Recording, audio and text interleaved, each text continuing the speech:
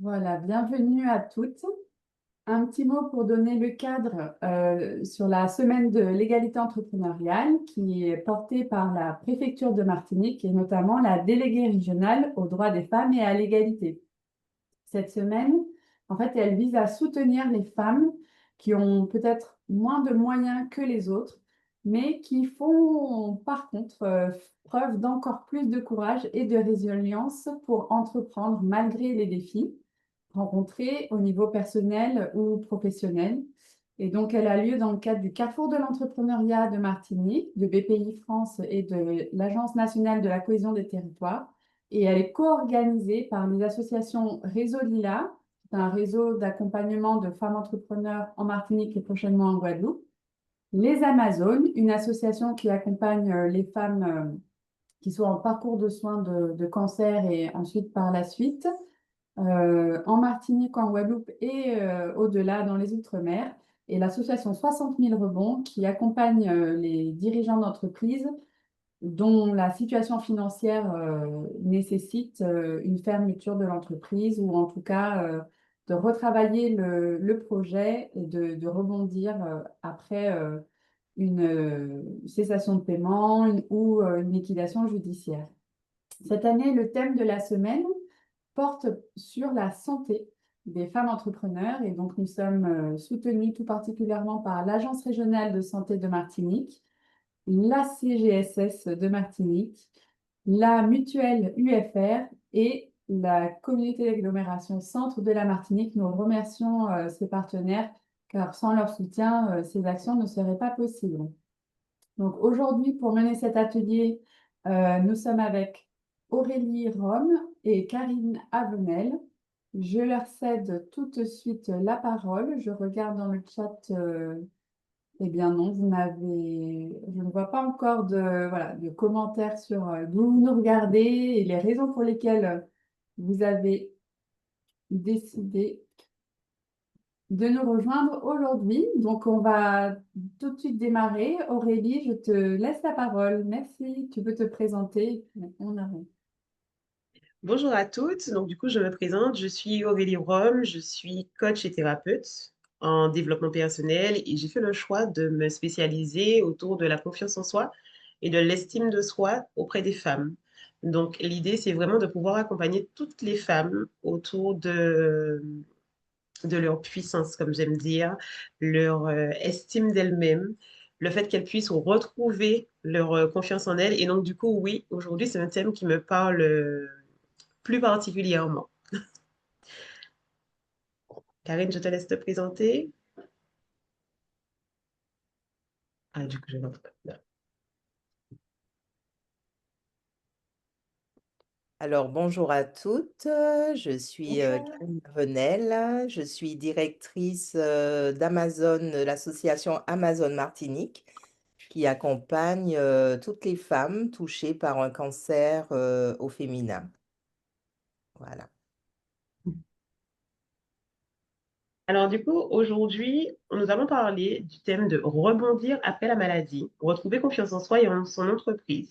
Et donc, du coup, je sais que nous sommes quand même nombreuses sur, sur notre séance et j'aimerais savoir si ce thème parle à toutes. Si on s'est toutes déjà retrouvées à un moment, après une maladie, après un long moment de pause, à douter de soi, à douter de ses capacités face à dans notre entreprise, au sein de notre entreprise.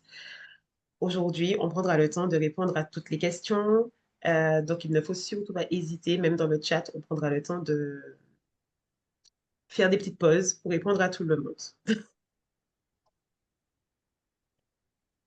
Alors, du coup, bon, pour le moment, nous n'avons pas plus d'informations, mais ça viendra au fur et à mesure. Et donc, du coup, nous allons commencer par une petite citation où, lorsqu'on parle de rebondir après la maladie, retrouver confiance en soi et en son entreprise, ce n'est pas forcément ce qu'on appelle un retour en arrière, mais ce serait plutôt une renaissance. Est-ce que pour vous, ce serait plus une renaissance ou est-ce que vous êtes en chemin dans cette hésitation à savoir s'il faut continuer comme on était avant, avec la même énergie, ou est-ce que j'ai envie de tout changer justement parce que j'ai eu cet événement pour pouvoir faire autrement, du coup.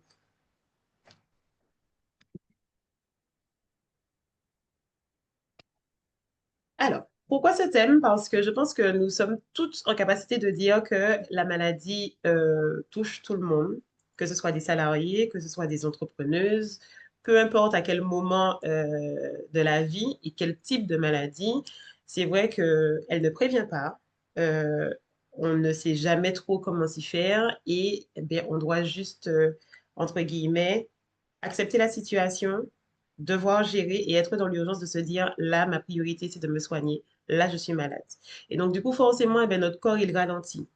On doute de nos capacités à rebondir, on doute de nos capacités à pouvoir juste continuer et puis, très souvent, ça arrive au moment où on commence enfin à sortir la tête de l'eau, enfin à se dire, mais OK, ça y est, j'ai mon entreprise, je sais ce que je veux, je vais y arriver, j'ai créé tous les mécanismes pour pouvoir avancer. Et donc, du coup, c'est le moment où tout s'effondre, malheureusement. Ce n'est pas forcément une fin, mais c'est aussi une transformation intérieure. Et c'est un moment qui marque. L'idée aujourd'hui, c'est de savoir le après. Après cette maladie, après cet événement traumatique, que fait-on? Comment on se positionne? Comment on avance? Et puis, qu'est-ce qu'on fait différemment? Qu'est-ce qu'on pourrait faire différemment? Alors, voilà. Donc, moi, ce que je voudrais aussi évoquer avec vous aujourd'hui, c'est avant de pouvoir rebondir, l'idée serait déjà de se retrouver. Avant qu'on puisse parler de rebond, on commence par quelque chose qu'on ne dit pas assez. Après une maladie, après une épreuve, on pense souvent que la prochaine étape, c'est de reprendre là où on s'était arrêté. De très rapidement se dire, OK, hop, hop, hop, il faut que je rebondisse parce que j'ai des responsabilités, parce que je me suis engagée, parce que j'aime mon entreprise et que surtout, je n'avais pas tout fait euh, pour m'arrêter ici. Mais la réalité est tout autre. Déjà, on a notre corps, la partie physique, et on a aussi la partie de notre mental pour savoir comment réellement pouvoir avancer. On ne peut pas reprendre forcément là où on s'était arrêté. Si on ne sait plus qui on est, si on n'observe pas cette transformation de notre après le temps de notre maladie, après notre temps de cet événement. Euh, Parce que très souvent, on traverse quelque chose de fort, très souvent quelque chose de bouleversant. Et Karine, tu pourras nous effectivement nous en parler. Et on change, nos corps changent, nos émotions ne sont plus les mêmes non plus. Nos priorités, elles aussi, elles évoluent. Et notre identité, parfois, eh ben, elle est un peu ébranlée. Parfois, on se retrouve à un carrefour et on se dit, mais concrètement, j'ai vécu quelque chose de tellement difficile. Euh, Est-ce que j'aurai la force de recommencer comme avant? Est-ce que j'aurai la force d'être celle que j'étais comme avant? Parfois, on n'a pas forcément ce courage. Et donc, du coup, notre première vraie étape, ce ne sera pas forcément d'accélérer, de se dire, il faut que je retourne là où j'étais. Ce ne sera pas de se forcer et ce ne sera pas forcément non plus d'agir tout de suite. Notre première étape sera de se retrouver. Comment on fait pour se retrouver réellement? Alors, est-ce que vous avez une idée dans le chat? Dites-moi. Après un événement, après une difficulté, qu'est-ce que vous auriez pu mettre en place pour vous retrouver premièrement? Et j'en profite, donc en attendant vos réponses, pour lire le témoignage de Maude, qui était là à une des sessions hier aussi, qui a pu témoigner en direct. Donc, en fait, suite à un burn-out en 2018, elle a pris la décision de changer de métier. Avant, elle était enseignante en primaire. Mais c'est plus facile à dire qu'à faire. Et aujourd'hui, elle ose se lancer, mais elle sent encore une peur un peu paralysante pour vraiment lancer toute la mécanique. Appeler les personnes qui peuvent être intéressées par ce qu'elle propose, les rencontrer, faire le suivi. Elle a peur de se tromper, de ne pas faire les choses correctement. Mais elle dit que cette semaine est pour elle une bouffée d'air frais avec de superbes intervenantes et elle va probablement trouver de quoi l'aider à faire le pas suivant. Et après 7 ans, ça prend du temps de se reconstruire et elle se reconnaît parfaitement dans l'identité ébranlée. Catherine qui nous dit que elle a personnellement pas été malade, quoique voilà, 3 petits points. Donc, c'est vrai, qu'est-ce qu'on met derrière le mot être malade? Et elle a des hauts et des bas pour poursuivre après la maladie de sa maman. et de son décès. Et donc, elle dit procrastination et rebond se succèdent.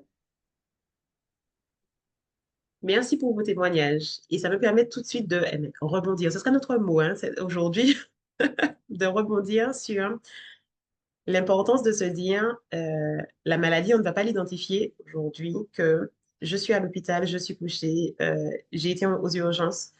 Il va falloir qu'on puisse aussi entendre que, ouais, parfois, la dépression, le burn-out, l'épuisement mental, psychologique, ben, font aussi partie de ces maladies qui nous paralysent très souvent et on n'arrive pas à comprendre, ouais, je n'y arrive plus. Et à quel moment on se permet d'entendre le je n'y arrive plus pour pouvoir prendre du temps pour soi et se dire, OK, là, ça y est, j'ai retravaillé sur moi et comment je fais pour rebondir. Comme je vous disais, notre première étape, c'est de pouvoir se retrouver. Et donc, du coup, se retrouver dans son corps, se poser les questions, par exemple, de qu'est-ce qu'il me dit? Le quoi que, trois petits points. Qu'est-ce qu'il me dit? Est-ce que je suis en position de l'écouter? Est-ce que je suis prête à écouter mon corps, à écouter ses signaux? Pouvoir se retrouver aussi dans ses émotions. Qu'est-ce que je ressens vraiment? S'autoriser à se poser ces questions et aussi se demander est-ce que j'ai le droit de ressentir? Parce que très souvent, nous sommes, en tant qu'entrepreneurs, bien placés pour pouvoir en parler, nous sommes tellement focus sur les chiffres, tellement focus sur notre réussite et puis entre guillemets, je n'ai pas le droit de me louper, qu'on a très souvent tendance à juste s'oublier, oublier que nous sommes humaines, oublier qu'on fonctionne toutes différemment, oublier ben, qu'on a aussi ce qu'on appelle la vie et que ben, parfois, il faut qu'on puisse prendre aussi tous ces petits éléments en considération et puis se retrouver dans sa valeur aussi. Est-ce que je crois encore dans ce que je propose? Est-ce que je crois réellement que c'est tout ce que je veux proposer? Est-ce que je ne suis pas en train de me cacher derrière quelque chose et de me dire que, ben, ouais, c'est peut-être autre chose qu'il me faut. Le vrai rebond, il ne commence pas forcément dans l'action, mais il commence par une reconnexion à soi. Et donc, du coup, l'idée serait aussi de pouvoir redéfinir notre notion de réussite. Et c'est là où je vous redemande d'intervenir. Pour vous, qu'est-ce que la réussite? Je vous aide déjà un peu avec la slide, mais qu'est-ce que la réussite? Comment vous pouviez identifier pour vous la notion de réussite?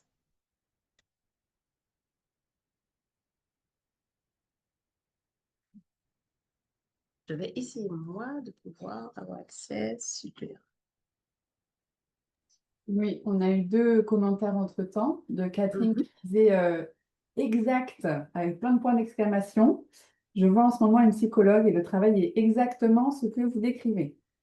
Et Maud dit comme je le disais hier, ce qui m'a aidé, c'est de rechercher une thérapeute à l'époque qui me suit encore aujourd'hui de temps en temps quand je sens que je vais à nouveau pied. Ce suivi a été une bénédiction pour moi pour me recentrer. Alors, par rapport à la notion de réussite, Nadine dit, c'est ne pas baisser les bras. Annie Dominique dit que nous soyons en harmonie avec notre entourage et nous-mêmes. Chris dit, la réussite, c'est faire ce que l'on aime et subvenir à ses besoins avec cette activité. Francisca dit, me lever chaque matin heureuse de faire ce que je fais et d'avoir des mamans, mes prospects, satisfaites de mes services.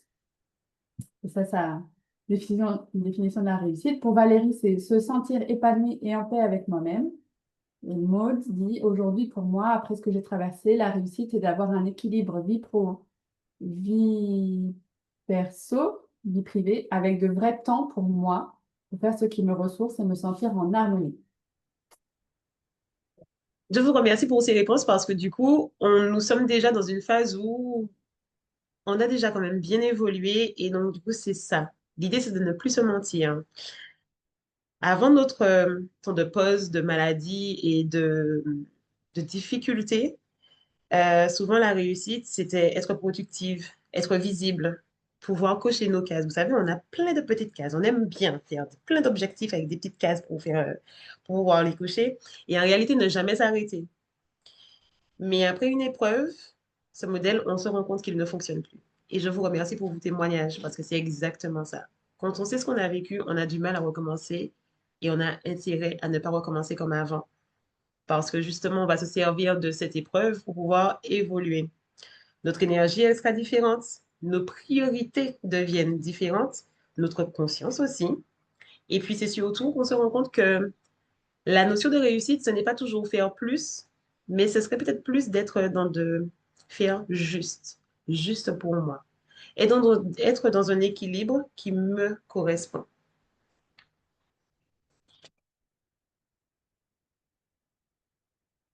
Et donc, du coup, si la vraie réussite, c'était de ne plus courir, mais avancer avec du sens, faire sens, évoluer en fonction de ce qu'on souhaite réellement. Donc, du coup, se poser des questions comme qu'est-ce que je reprends maintenant et qu'est-ce que je suis prête à laisser? Qu'est-ce que je ne souhaite plus avoir auprès de moi? Ça nous permet de parler des limites. À quel moment je vais pouvoir poser une limite? À quel moment je vais pouvoir me poser les réelles questions? Tant les limites sur le plan personnel, donc avec qui je souhaite avancer, mon entourage et les limites professionnelles. Après ce que j'ai vécu, je suis prête à quoi? Comment je veux évoluer? Qu'est-ce que je veux faire? Et les vraies questions, eh bien, elles deviennent ma version de la réussite. Pour moi maintenant, c'est laquelle? Parce qu'on ne revient pas en arrière, mais on redéfinit en profondeur qui nous sommes réellement. Alors, nous sommes d'accord, on a posé la notion de réussite. On a parlé de pouvoir rebondir et la notion de maladie. Mais comment on fait concrètement pour construire une réussite alignée avec notre nouvelle version de nous-mêmes? C'est bien là où ça devient un peu plus compliqué. Et donc, du coup, je vais revenir très souvent lorsqu'on crée une entreprise, lorsque nous sommes sur un, un gain, en tout cas à la recherche de gains, parce qu'une entreprise, elle se veut être florissante, il faut qu'on pense à notre miroir intérieur. C'est ce que j'appelle moi le miroir intérieur. Donc notre business qui reflète qui nous sommes réellement et comment on se sent. En tant que coach et entrepreneur, j'ai observé une chose puissante, c'est-à-dire que le business reflète exactement ce qui se passe en nous. Et vous allez me confirmer ou pas si ça vous parle. C'est-à-dire que quand à l'intérieur on doute, quand nous sommes épuisés, quand on force, quand on se juge soi-même, eh bien, dans notre entreprise, on a souvent l'impression, et on le voit, on procrastine. Nous ne sommes plus alignés, nous ne sommes plus inspirés et on doute même de ce qu'on souhaite proposer. Est-ce que vous, ça vous parle?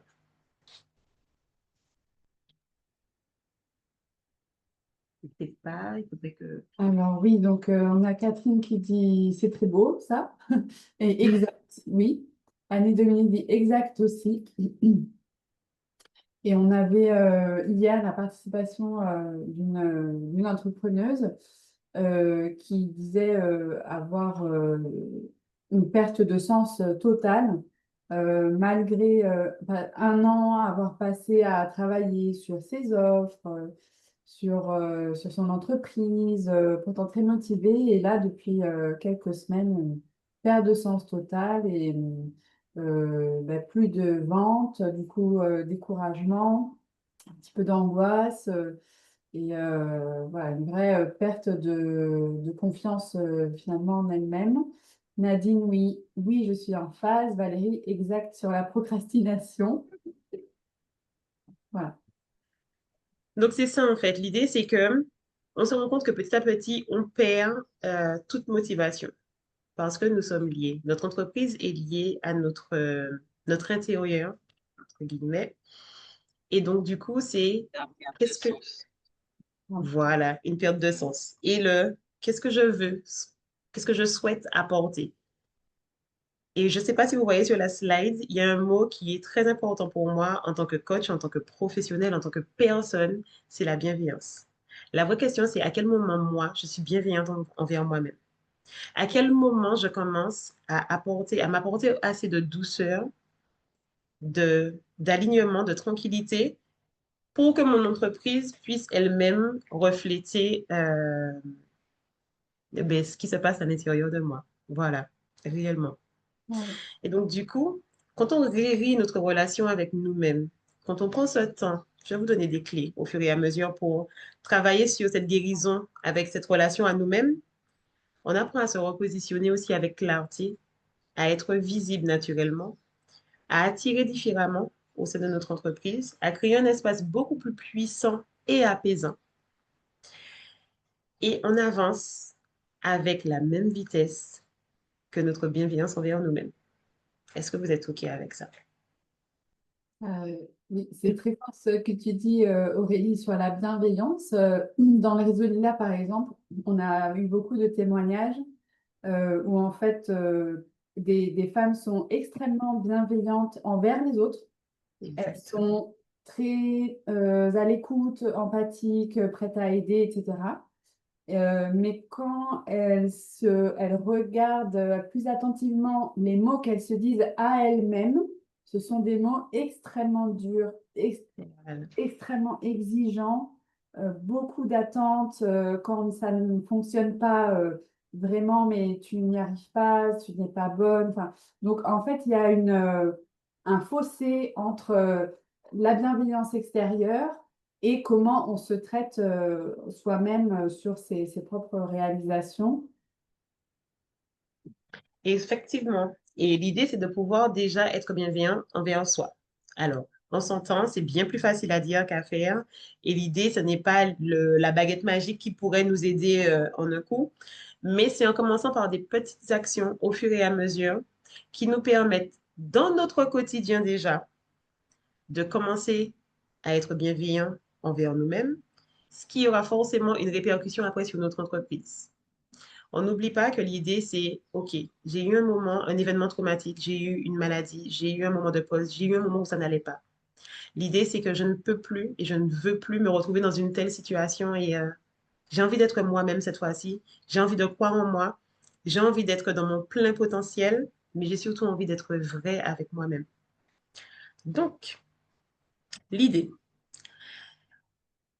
c'est que nous avons quand même une bonne nouvelle et pour pouvoir transformer ce miroir, on n'a pas forcément besoin de tout révolutionner d'un coup. Au contraire, l'idée, c'est de commencer par des petites étapes très pratiques, très fun parfois, et très concrètes. Et donc, du coup, on a trois piliers. Pour moi, ce sont mes trois piliers. Donc, mon premier pilier, ce sera l'authenticité. Oser se dire la vérité. Qui parmi vous, maintenant, se sent assez prête à dire, mais ouais, je suis face à moi-même et j'arrive à me dire ce qui va, ce qui ne va pas, ce que je veux changer, sans avoir forcément de perspective en disant je vais changer comme ça, mais en me disant, mais je sais que là, ça ne me convient plus, ça ne me ressemble plus. Dites-moi en commentaire.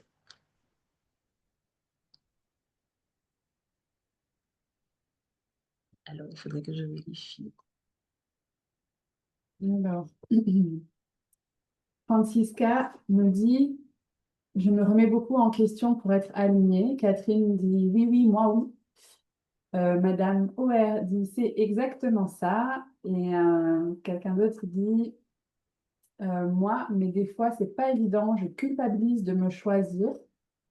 Annie-Dominique dit, pas du tout pour l'instant, même ça, je procrastine. Et Francisca rajoute, je ne doute pas forcément, mais je veux être moi tout simplement. Et Valérie dit, pas toujours. Maud dit, c'est très difficile d'être plus bienveillante envers moi. J'essaie tous les jours, je culpabilise souvent aussi de me choisir. Alors, je vais vous donner tout de suite une petite astuce pour face à cette culpabilité. Posez-vous réellement la question quand vous culpabilisez d'avoir un temps pour vous, ne serait-ce qu'un temps pour vous. Combien de temps vous avez pu déléguer, par exemple, à votre famille, à votre entreprise? Combien de temps vous avez pu être disponible pour les autres? Et quand vous comparez les deux, vous vous rendez compte que finalement, eh ben, ouais, j'arrive en fait à être disponible pour les autres. Donc, je ne devrais pas culpabiliser de créer aussi ce temps pour moi. Parce que ça ne veut pas dire qu'en créant du temps pour moi, je ne me rends plus disponible pour les autres. C'est tout à fait compatible.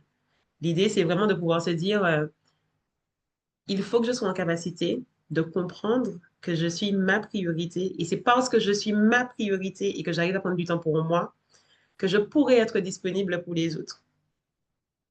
Donc, du coup, l'authenticité. Quand je parle d'oser se dire la vérité, c'est aussi se poser la question de ce qui me convient encore, de ce qui me correspond plus. C'est aussi d'arrêter de pouvoir mettre un masque et de se vraiment reconnecter à qui nous sommes réellement. C'est un exercice pas facile, je vous l'accorde. Mais ça, on peut le faire tranquillement à la maison, dans une chambre, quand on a un petit temps où on se pose une feuille et on se met ces 3 questions. Qu'est-ce que je veux garder? Qu'est-ce que je souhaite? Qu'est-ce qui ne me correspond plus? Et puis, réellement, si je devais m'autoriser à être moi-même, je me serais autorisée à faire quoi? Ça, c'est le premier exercice. Dans mes 3 piliers, il y a aussi la liberté.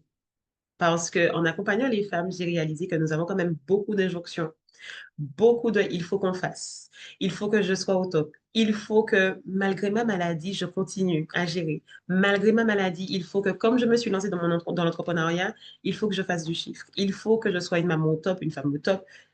Beaucoup de il faut. Et finalement, on se demande à quel moment je suis juste moi, à quel moment j'apprends juste à être moi, à respirer, à me poser et à répondre à mes principaux besoins. Donc, du coup, c'est aussi un peu arrêter de mettre ce stress de compétition que parfois on s'inflige nous-mêmes qui n'existe pas parce que nous sommes dans des dictats de il nous faut, il faut que. Et puis, c'est aussi apprendre à respecter son propre rythme, à respecter son propre rythme, ses propres règles et son propre modèle. Voilà.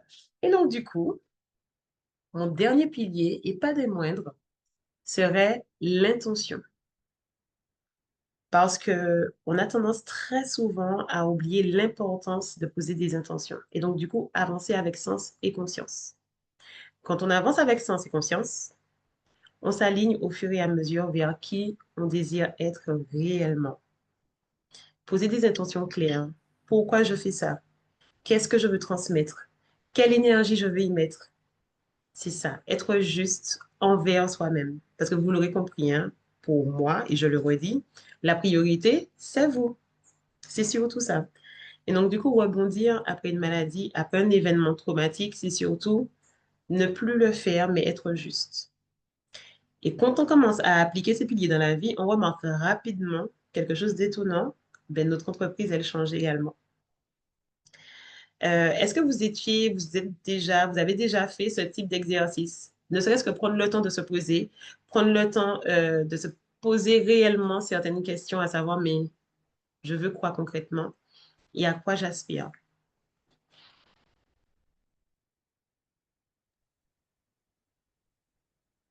Regarde dans le chat. On avait Angéline qui nous partageait un peu plus tôt qu'elle procrastine beaucoup, mais parfois elle essaye de se prioriser. Maude, je pense qu'il fait partie des heureuses élues dans la vie conjugale et qui dit que son entourage fait beaucoup car elle a un mari formidable qui se fâche quand elle ne prend pas soin d'elle et que ça l'aide beaucoup et qu'elle se remet constamment en question par ailleurs. Donc bravo d'avoir choisi le bon conjoint. Francisca dit oui et Catherine elle se pose souvent même ces questions ces jours-ci.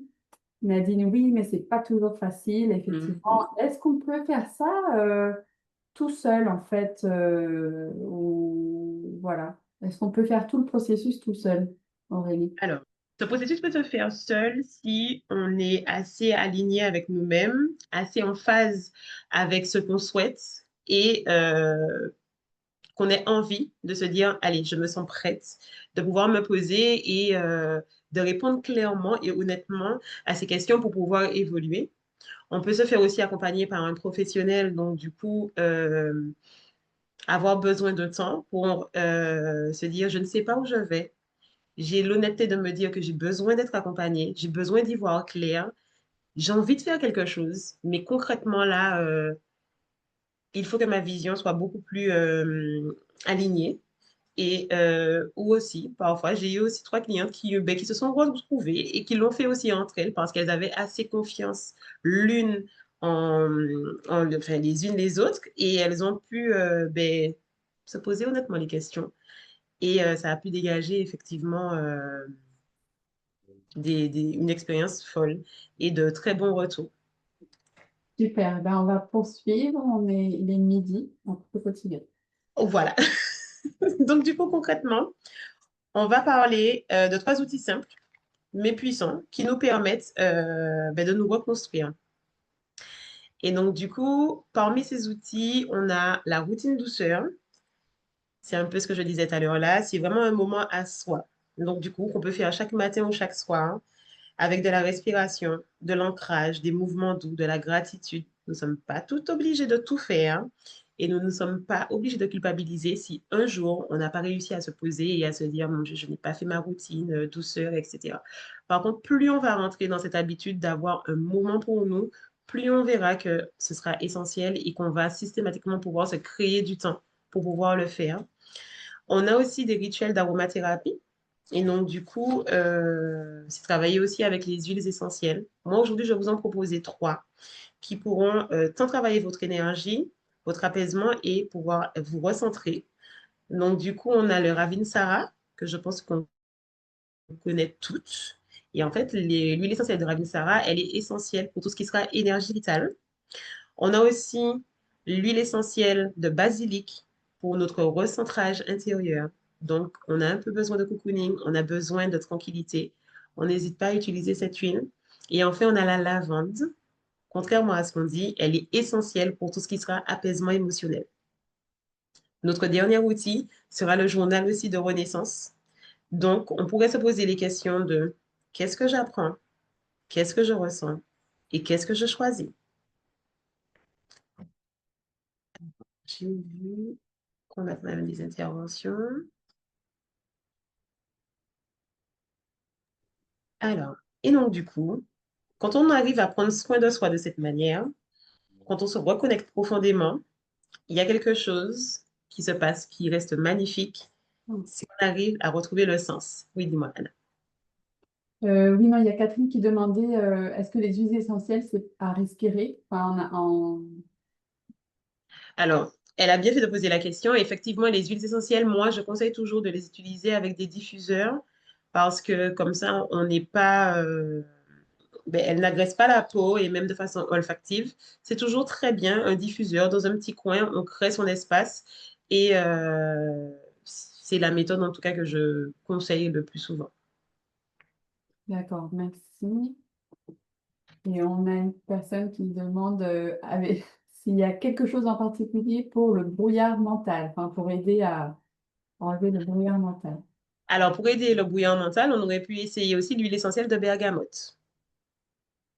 Merci. Voilà.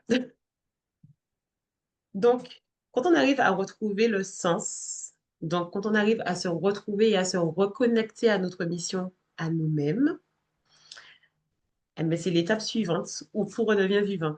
Parce que notre mission, on n'est plus dans du il faut que je fasse et que je fonctionne un peu à la mode robot et il faut que ça finisse. Et on se retrouve dans du je sais pourquoi je le fais, je sais ce que je veux apporter, je sais ce que je veux apporter au monde, à ma famille, à mes amis, à mon mari. Euh, et nous, après cette épreuve, eh ben, en réalité, la mission, la principale mission, elle ne disparaît pas. Elle va se purifier, elle va devenir plus profonde, plus authentique, plus puissante. Et en fait, on va arrêter de répondre aux dictats et à ce qu'on attend de nous-mêmes parce qu'on va arrêter de se diminuer. On va arrêter de s'excuser aussi d'exister. Là aussi, c'est important. Arrêter de s'excuser d'exister. On va assumer notre histoire, mesdames. On va assumer nos voix et on va enfin assumer nos lumières. Qui nous sommes. Et c'est là qu'on comprend que tout ce parcours, c'était pas un détour, mais c'était une initiation à quelque chose de beaucoup plus grand, quelque chose de beaucoup plus aligné. Et donc, du coup, si je vais conclure, d'ailleurs. Si je devais résumer, rebondir après une maladie, ce n'est pas revenir comme avant et ce n'est pas non plus chercher à rattraper le temps perdu. Ce n'est pas faire semblant non plus de faire comme si rien ne s'était passé. C'est bien plus grand que ça. L'idée, c'est de pouvoir se retrouver.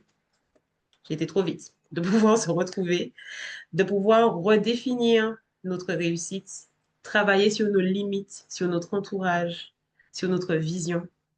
C'est pouvoir se reconstruire en vérité, se transformer, transformer son business de l'intérieur, se retrouver et incarner une version bien plus profonde de nous-mêmes. Et je suis là aussi pour vous dire, mesdames, que vous n'avez pas juste survécu, vous vous êtes transformé et que maintenant il est temps aussi que le monde rencontre une nouvelle version de vous. Et donc, du coup, j'aimerais aussi terminer avec une phrase qui, je crois, résume parfaitement cette renaissance et que j'ai beaucoup aimée. Qui dit que renaître, ce n'est pas effacer le passé, c'est l'utiliser comme une lumière pour bâtir quelque chose de plus vrai. Et donc, du coup, là, je prends un petit temps pour répondre aux questions et avant de passer la parole à Karine. Mais merci, merci beaucoup Aurélie. Je crois que tu as touché les cœurs voilà, avec tes mots.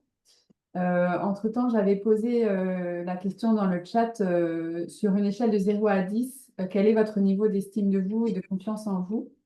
Donc, on a Annie Dominique qui a répondu 1/10, Florence 3/10, Maude qui dit 5, qui tend vers un 6 au fur et à mesure de la semaine. Waouh!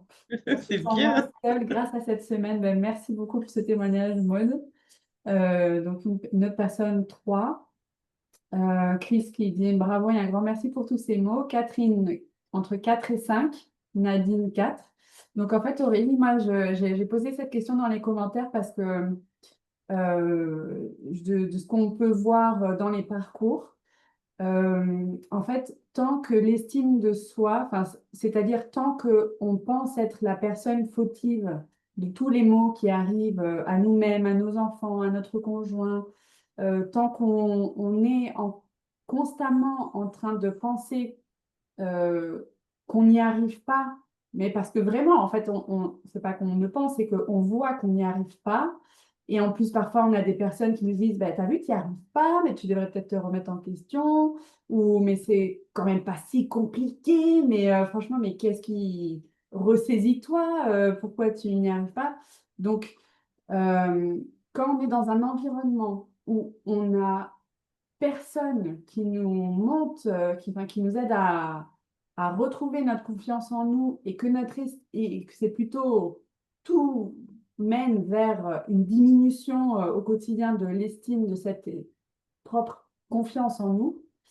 Nadine dit qu'elle entend ça souvent de son entourage.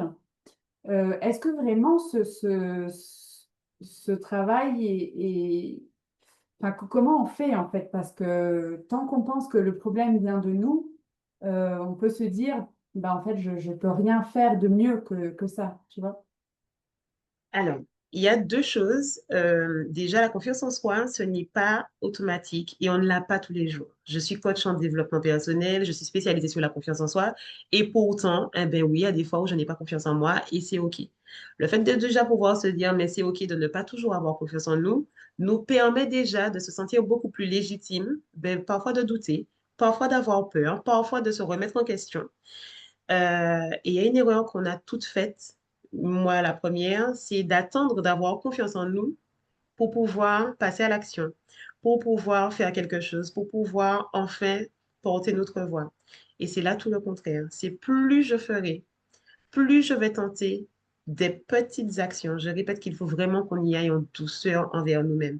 Justement, si on n'a pas un entourage qui est bienveillant envers nous, c'est à nous d'être déjà bienveillante envers nous-mêmes et donc du coup de ne pas non plus se donner des objectifs trop élevés ou autre chose et commencer par des petites étapes. Et plus je serai fière de moi d'avoir réussi chaque petite étape, plus je vais nourrir ma confiance en moi et plus j'aurai confiance en moi.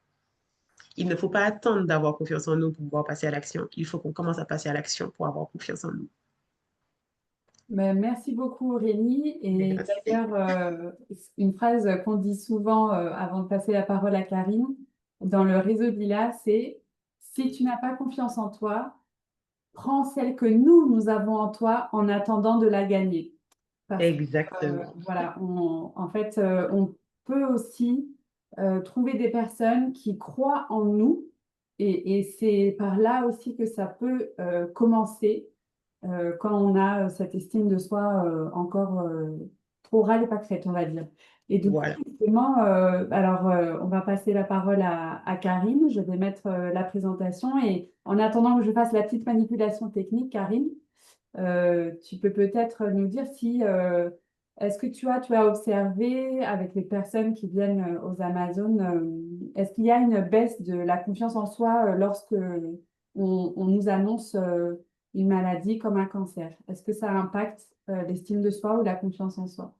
Ça impacte, effectivement, ça impacte les 2 et je suis bien placée pour le savoir puisque, moi également je suis passée donc, par la maladie et je me suis beaucoup reconnue dans le cheminement qu'a proposé, Aurélie dans la Renaissance. Donc j'ai retenu, le mot rebondir, avancer avec, du sens. Donc c'est effectivement, ce que je fais aujourd'hui. Je suis devenue, beaucoup plus, bienveillante avec moi-même. J'ai réappris à m'aimer, j'ai renoué avec moi-même, hein, puisqu'effectivement, j'ai eu l'occasion, de dire dans le précédent atelier qu'avant, le cancer, j'ai vécu un burn-out assez, douloureux. Donc j'ai dû combiner les 2, me traiter pour le cancer, re-soigner le burn-out et ça a pris le temps qu'il fallait et bah, aujourd'hui, vous avez en face de vous la nouvelle version de moi-même. Voilà, après tout ça. Donc effectivement, ça m'a beaucoup parlé. Et du coup, je vais pouvoir, présenter, le dispositif, d'accompagnement, proposé par, l'association Amazon Martinique, dont je suis, cofondatrice et l'incubateur Cancer et Emploi est un projet que nous avons développé il y a 3 ans. Donc on va pouvoir y aller, Anna, c'est l'autre, excuse-moi Anna, c'est Oui. l'autre, hem, Votre l'autre, PowerPoint. PowerPoint, excusez-moi. Alors, voilà, voilà. Effectivement. Hum. Alors, bah, je te propose, si tu peux lancer quand même la présentation. La présentation, Ah, donc oui. effectivement, donc bon, pour, dans la continuité de ce que qu'Aurélie a exprimé, donc au niveau d'Amazon Martinique, donc effectivement, on accompagne les femmes touchées par un cancer. Et au moment où, bah, les soins se terminent, où les traitements, touchent à leur fin, se pose la question, de la reprise, du travail ou de la reprise de son activité, professionnelle au sens plus large. Avec, comme je le disais, un handicap invisible. Donc, en ce qui concerne, le cancer, voilà, on peut reprendre son activité avec, des séquelles qu'on ne voit pas. Alors les doutes, l'angoisse, certaines difficultés, même de l'ordre personnel, professionnel, familiaux, financiers, en fait, tout ça.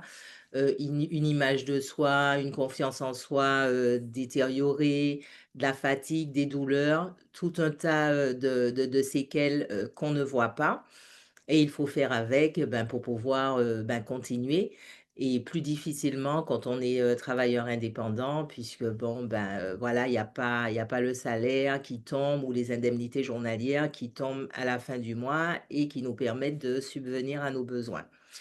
Donc, l'incubateur, Cancer et Emploi est un projet qui a été, pensé, donc en ce sens, voilà et qui permet, d'accompagner, donc avec une approche, pluridisciplinaire, 10 femmes, voilà, qui sont sélectionnées, pour pouvoir les accompagner à reprendre leur activité professionnelle.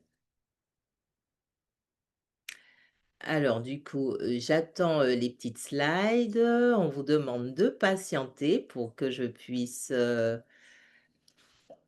vous présenter au fur et à mesure le dispositif.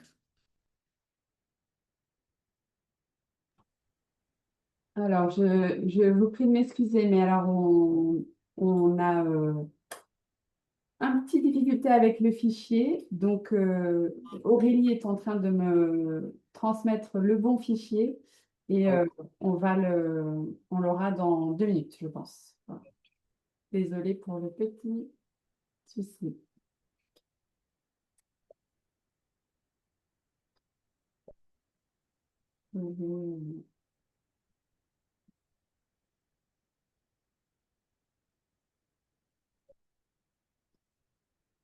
Voilà, je l'ai reçu. Je télécharge.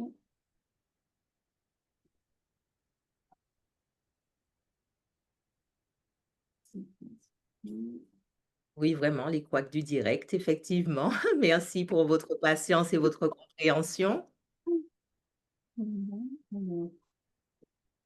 Bonjour, est-ce qu'on peut poser des questions entre-temps, Et bien Aurélie? sûr, Alors, bonjour Aurélie, c'est Christy. Déjà, je voudrais m'excuser parce que la soirée de lancement, ça ne se voyait pas, mais je suis assez réservée. Donc, les regards vers moi font que je me pose la question, mais pourquoi elle me regarde? Est-ce qu'il y a quelque chose qui ne va pas? Donc, je ne suis pas allée vers toi, donc j'en suis désolée, mais on va se rattraper au village. Donc, voilà.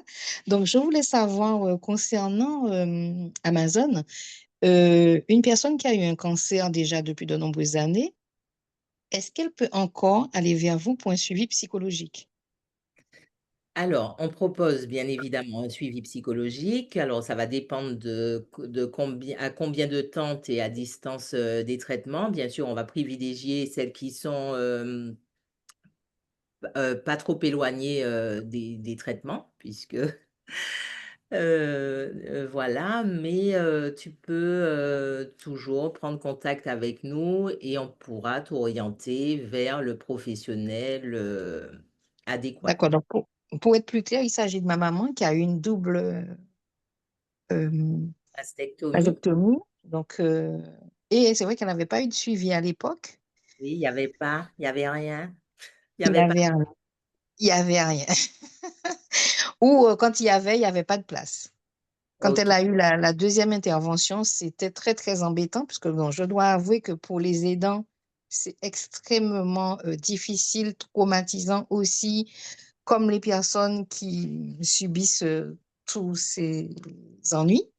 Oui, je sais, Donc, voilà, donc ça a ça été, chamboule toute la famille et oui, oui, voilà.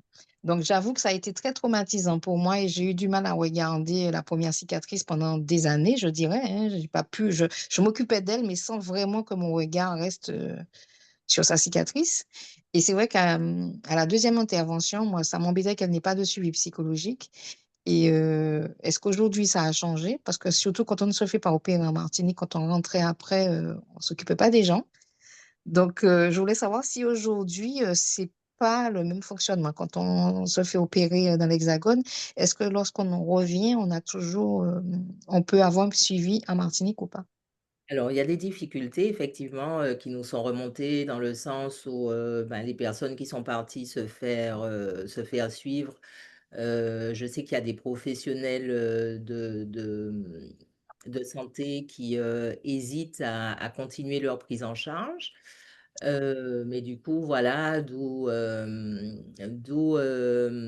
l'importance d'avoir des associations comme la nôtre, comme Matete ou Singulière, qui peuvent donc accompagner. La Ligue aussi contre le cancer met en place des choses pour l'accompagnement ben, de toutes les personnes ayant eu cette pathologie. Mais nous, on peut orienter, voilà, quel que soit le nombre d'années qu'on a eu la maladie. Et on accompagne aussi bah, les proches, leur entourage, Oui, j'ai découvert ça bien après, donc j'en suis ravie d'ailleurs, parce que ça a été une période extrêmement traumatisante aussi pour moi. j'imagine. Merci beaucoup. Donc, j'espère qu'on a bien comblé le temps. Donc, au sein de l'association, effectivement, on n'a pas de permanence de psychologue, mais on travaille en étroite collaboration avec certaines psychologues qui sont spécialisées en oncologie et qui font vraiment du bien aux Amazones. Donc, D'accord.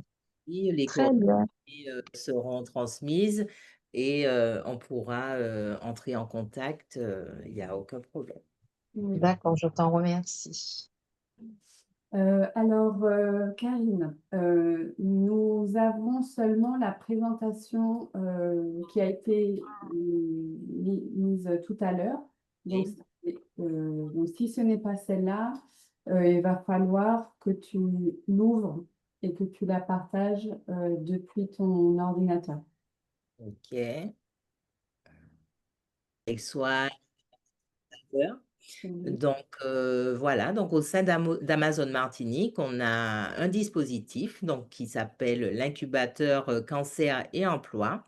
Donc c'est un dispositif innovant et gratuit et qui permet d'accompagner les 10 femmes sélectionnées. Nous avons une session par an avec un accompagnement également sur mesure et pluridisciplinaire. Donc pluridisciplinaire parce que effectivement, donc dans un premier temps, on va travailler sur soi, sur la confiance, l'estime, faire un point sur le volet nutrition, faire un point sur un bilan physique par le biais de l'activité physique adaptée. Et l'objectif de l'incubateur, c'est pouvoir se préparer donc au retour au travail, clarifier son parcours professionnel donc après la maladie, hein, puisque bon, les lignes ont bougé, les choses ont changé, il y a des, comment dire ça? Ouais, en fait, dans tout ce qui est changement, voilà, il est important de faire le point avec soi-même pour pouvoir faire le point avec le volet professionnel. Et donc, dans l'accompagnement donc sur mesure et pluridisciplinaire, l'objectif de l'incubateur est aussi de prévenir le risque d'arrêt de travail. Donc, quand on reprend et qu'on n'est pas préparé, qu'on n'a pas été suffisamment accompagné, de désinsertion professionnelle et de dégradation de la situation physique et psychique. Si on reprend au même rythme, sans faire attention à, comment dire ça, sans écouter en fait les signes que pourrait donner le corps et voilà, dégrader sa santé par trop de fatigue ou un travail pénible.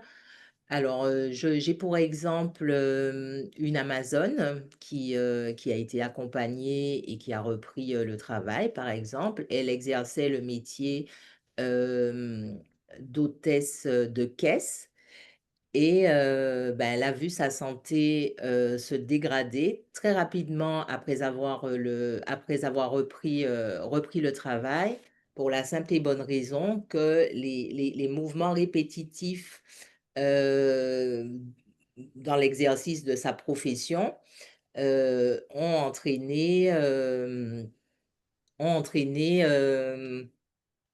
un gonflement et une détérioration de son intervention chirurgicale. Voilà. Donc, faire très, très attention. On poursuit. Alors, je disais, l'incubateur donc concerne donc les femmes atteintes du cancer, pas seulement du sein, puisqu'au sein d'Amazon Martinique, nous accompagnons toutes les femmes, quel que soit le type de cancer et quelle que soit sa situation professionnelle aussi. Donc à savoir des salariés, des personnes en recherche d'emploi, des personnes proches de la retraite, ou on a eu également vraiment des proches de la retraite qui voulaient, qui avaient un projet justement de création d'entreprise. Donc elles ont été accompagnées et c'est chaque année avec 10 femmes. C'est bon. Alors, pour rebondir encore sur ce qu'Aurélie a dit, donc l'incubateur a 2 phases. Donc, une phase d'exploration, donc mieux se connaître et donc voilà, qui on est devenu avec la maladie. On fait un point sur tout ce qui est confiance, estime de soi.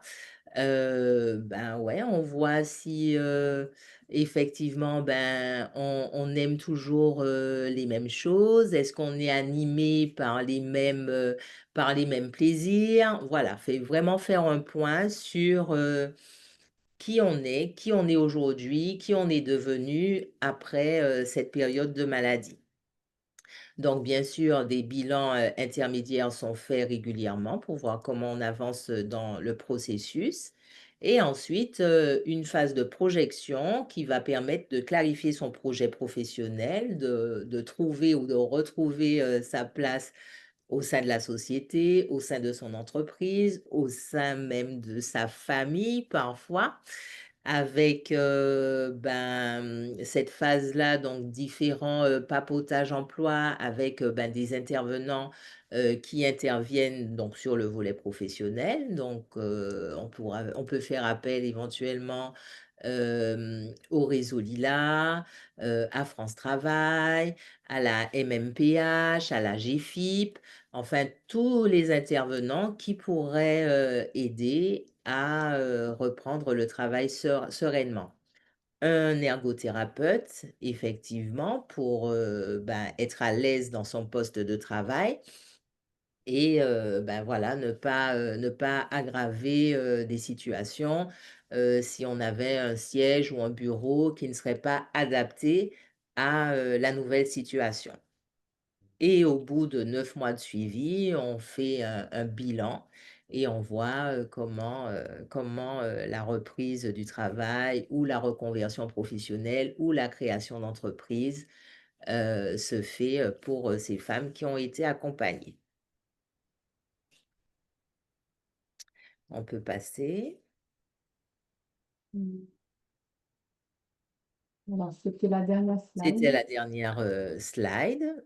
Voilà, donc si vous avez des questions sur le dispositif, j'écoute les questions, mais je crois que Aurélie, en tout cas, nous a apporté un maximum d'informations, en tout cas pour la partie renouer à soi, se retrouver, retrouver confiance, rebondir pour passer effectivement à la phase supérieure. Et c'est ce sur quoi je vais insister aussi, le fait de, encore une fois, bien prendre soin de soi, bien prendre le temps, de poser les choses pour repartir. Merci beaucoup, Karine. Merci beaucoup, Aurélie. Alors, on a une question sur la prochaine session. Donc, le dernier atelier de la semaine, c'est aujourd'hui à 14h30 sur le sujet de comment entreprendre lorsqu'on a de l'endométriose. Sachez aussi également, pour celles qui sont en Martinique, que la semaine prochaine ont lieu des ateliers en visio également pour présenter plus de 80 dispositifs d'accompagnement à la création d'entreprises, au développement, au financement d'entreprises et au rebond pour celles qui sont en difficulté. Nous avons mis dans les chats le lien vers l'Instagram du Carrefour où vous trouverez les liens de connexion. Voilà, donc on a Catherine qui te remercie aussi, Karine, voilà, parce que c'était très bien de savoir ce que vous proposez chez les Amazones. Ah, alors, pardon, donc Chris demande quand est-ce que ce sera la prochaine session pour Amazon Cancer et Métiers, enfin pour le dispositif. Alors, la prochaine session, elle sera sans doute deuxième trimestre 2026. Voilà. D'accord, fantastique. Et en attendant, on peut vous contacter aux En coordonnées. en attendant, on peut nous contacter et même si on a des questions voilà, sur le côté professionnel, on peut tout à fait accompagner en attendant l'intégration dans le dispositif. Oui. Ok, super. Alors, je remets les coordonnées des intervenantes dans le chat. Aurélie, je crois que tu avais une dernière réponse à apporter à une question. Alors oui, j'ai vu qu'on m'a demandé quelle huile essentielle qu'on pouvait utiliser pour les angoisses. Alors l'huile essentielle qui nous permettrait d'être vraiment apaisé relativement, c'est la lavande qu'on peut utiliser le soir. Par exemple, un peu avant le coucher ou si on a une petite routine du soir, on peut utiliser l'huile essentielle de lavande. Je trouve que c'est celle qui reste quand même la plus conseillée pour apaiser tout ce qui sera angoisse. Merci beaucoup. On a également eu la question de est-ce qu'il y aura un replay? Donc oui, pour les personnes qui étaient inscrites sur la billetterie de la semaine de l'égalité. Si ce n'était pas fait, faites-nous signe en commentaire. On va vous donner le lien vers la billetterie. Vous pouvez vous inscrire rétroactivement pour qu'on ait votre adresse mail et vous envoyer le replay. S'il n'y a pas d'autres questions, alors Maudit, merci tout particulièrement à Anna et Frédéric. Vous faites un super boulot de médiatrice. Merci beaucoup. C'est vrai qu'on est là, on se met au service et on espère que ça sera utile pour le plus grand nombre. S'il n'y a pas d'autres questions, eh bien, j'en profite juste pour rappeler donc, les partenaires du projet, l'ARS Martinique, la CGSS et la mutuelle UFR qui soutiennent le projet et également la CACEN, Communauté d'agglomération Centre, qui font que ce projet peut être réédité cette année. Vous recevrez prochainement un questionnaire de satisfaction qui nous permettra de nous améliorer encore l'année prochaine, mais aussi vos commentaires et vos notes nous diront à nos financeurs et sponsors et mécènes et soutiens voilà, qu'il est important de continuer à soutenir ces manifestations, ces ateliers gratuits d'orientation, de prévention, parce que finalement, il faut rendre visible voilà, tous ces parcours qui le sont peu et souvent invisibles. Voilà, merci beaucoup pour vos commentaires. C'est vrai que avec la distance, le distanciel, voilà, on ne sait pas trop ce qui se passe de votre côté et on a hâte de savoir voilà, si cette semaine vous a apporté des choses ou en tout cas aura créé un petit avant-après. Vous pourrez nous le dire dans les questionnaires de satisfaction.